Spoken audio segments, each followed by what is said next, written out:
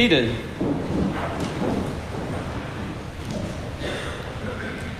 My mom was a teacher. She started out in a standard classroom. Then she found out she had some gifts for kids who were struggling. So she went, after about 10 years of teaching, to get her master's degree in special education. And I don't know if they use this acronym anymore, but she spent most of her time teaching students who were at that time called EMH, which stands for Educable Mentally Handicapped. And Tulsa is a large city, and she was always teaching in impoverished schools. So over her 30 plus years of teaching, I never got to know many of her students, but there was one that stands out to me. His name was Walter. I don't remember what grade he was in. I think I was in 5th grade when I met him. But she had him as a student for a few years. And his mom was raising him alone. And somehow my mom and his mom connected. She and Walter connected in that way teachers sometimes really do with some of their students. And this was the time before cell phones. She worked crazy hours, Walter's mom. And so for those 2 years, Walter became a regular guest in our home.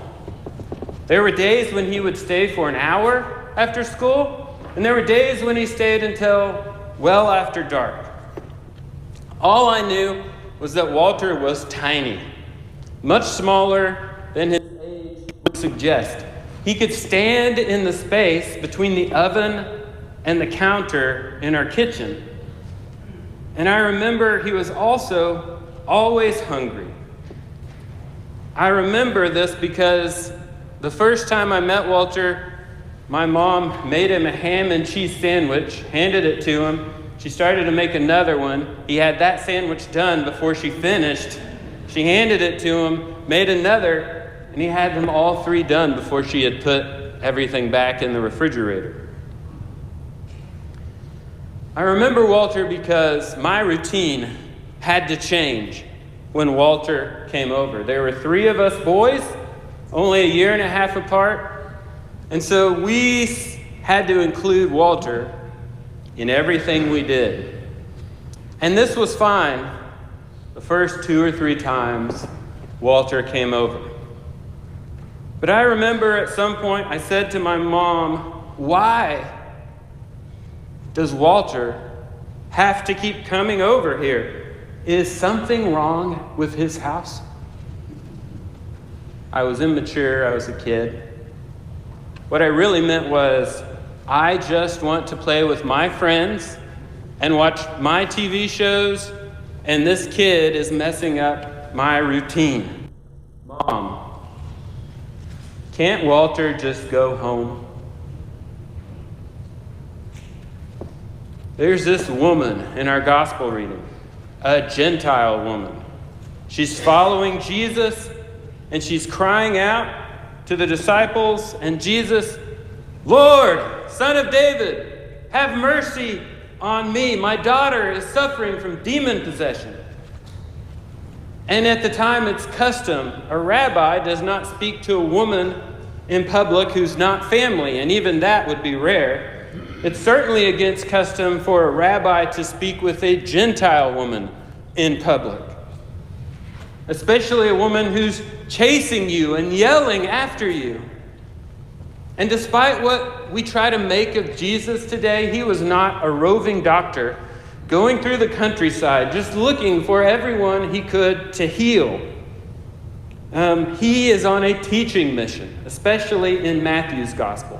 Over and over in Matthew's gospel, Jesus says, "I was called to the people of Israel." They imply that it will come for everyone else later, but this is just for Israel. And so Jesus ignores her. He keeps walking. Finally, the disciples came to him and said, "Lord, send her away. Can't you just send her away? Shouldn't she go to her house? She's bothering us.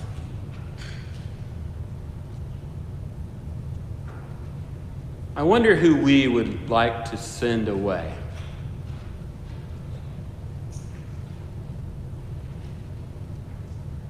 Jesus says, I've come for the people of Israel. He refuses to help. You heard that right. He refuses to help because she's a Gentile. She and her daughter are foreigners. So the woman pleads with him. And then Jesus says probably the most harsh thing he says in Scripture. One of the top 5 for sure. It is not right to take the children's food and throw it to dogs. What? Did I pick up the wrong Bible this morning? Is this the lost Gospel of Thomas or something? Something that we've put away and forgotten about? If Jesus won't help her, who's going to help her? You see, the Jesus I know and love goes to the Samaritan woman and offers her living water. On Easter Sunday, he appears first to Mary and some women. He eats with tax collectors and sinners. He touches lepers and the unforgivable. He is that guy. The Jesus I knew doesn't refuse to help anyone because they're a woman or because they're a foreigner, but he does here. The interesting thing, though, is this woman is not as bothered by this as I am, or we are. In fact, she doesn't seem to be bothered at all. It seems like she might have been expecting it. She won't take no for an answer, so she won't let any perceived offense stop her. Lord, she says, even dogs eat the crumbs that fall from the master's table. And Jesus is amazed. Woman, he says, great is your faith.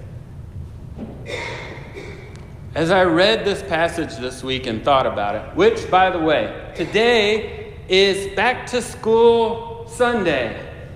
Blessing of the backpacks and the backpack tags. And this is the genius of the lectionary, right? I can tell you, if I could choose any passage of the New Testament to preach on this Sunday, it would not be this one.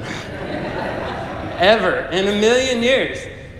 But the longer I sat with it, the more I thought this one is perfect.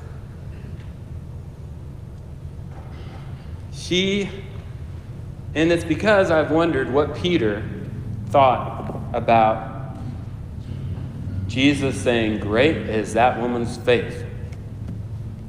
Last week, and it's in the section just before our gospel reading, it just happened in the order of events.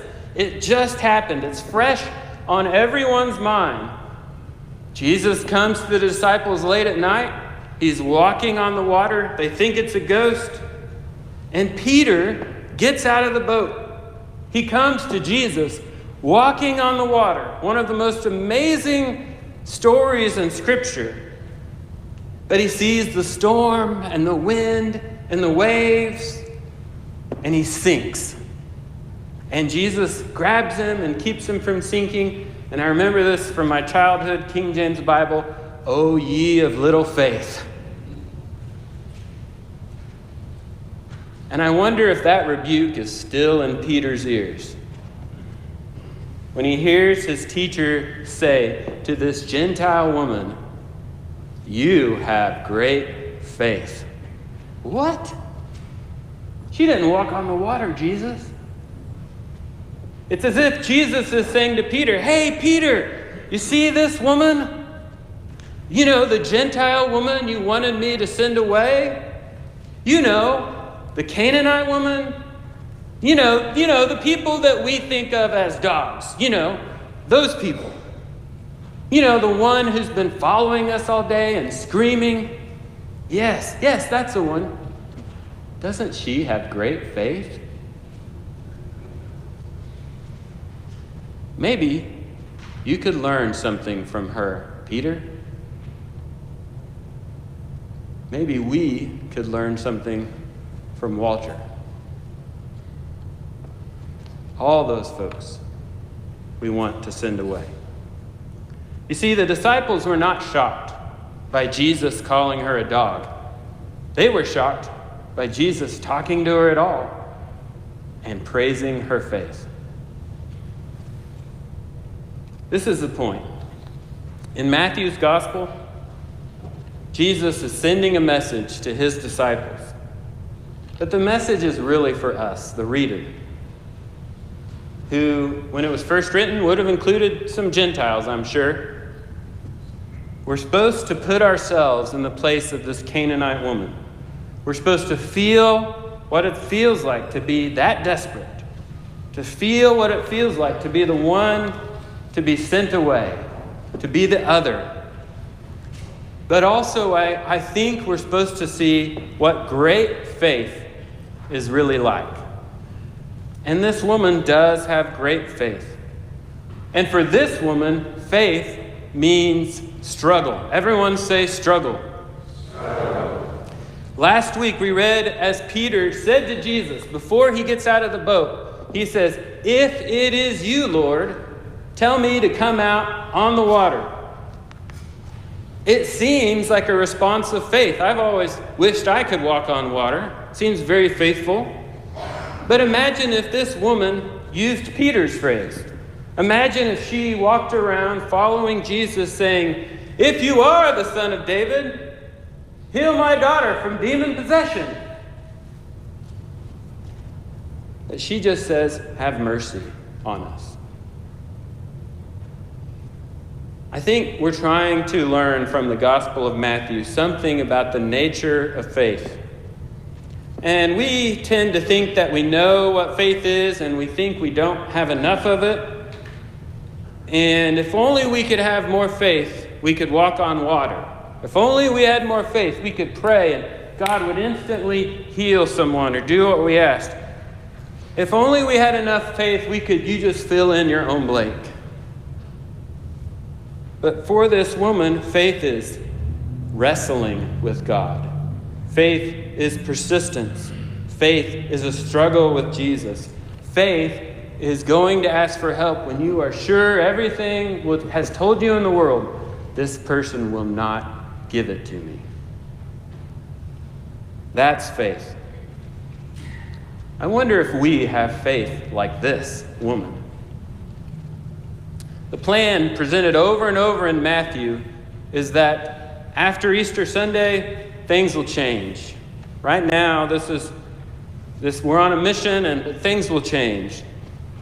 But this woman is acting like Easter's come already.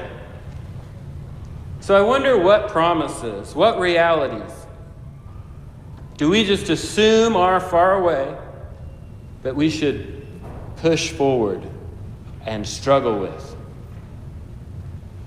to try to claim? This would take great persistence. It would take a willingness to struggle. It would take a certain amount of desperation. In short, it would take faith. Lately, and it's convenient because of what we're doing today, but I feel like I've seen an example of this kind of faith in my community, in this community, and that is in teachers who, for a very little pay, after constant media tumult, changes in their administration, changes in the rules, constant turnover, constant challenge, they're persistent. They struggle. They go about what they are called to do, which is take care of these kids. Do my mission. Fulfill what I was called to do. Teach. What if we had faith like that?